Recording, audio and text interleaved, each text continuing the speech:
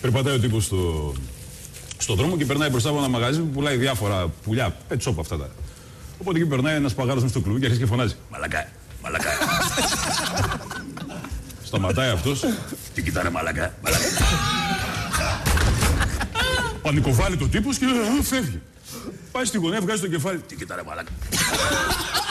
Τι μπαρτώνε πάνω στο δρόμο. Ο χαρακτήρας του παπαγάλου δεν υπάρχει.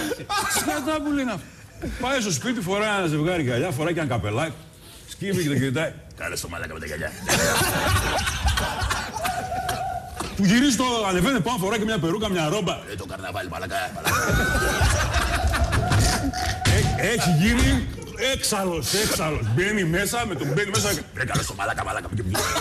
Λέει τα αφεντικό, πόσο κάνει ο παγάλος, τόσο πάρτα, ρε, το θέλω το βρωμόπουλο. Το βάζει σε μια μαύρη πλαστική σακούλα σκουπιδιών μεγάλο και τον παίρνει και φεύγει. Πάει στο σπίτι.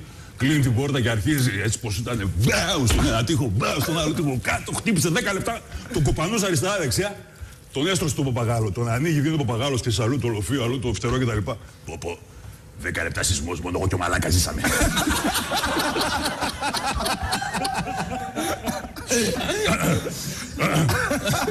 Νεανική επελότα. Θυμήθηκα και εγώ ένα με παπαγάλο που είναι. Όχι, είναι καλό, δεν είναι αυτά που νομίζετε. Είναι καλό, δηλαδή νομίζω. Είναι λοιπόν ο σύζυγος ο οποίος θέλει να πάρει, λείπει πολλές ώρες από το σπίτι και θέλει να κάνει δώρο ένα κατοικίδιο στη γυναίκα του, η οποία μένει μόνη της, τελικά να της κάνει παρέα.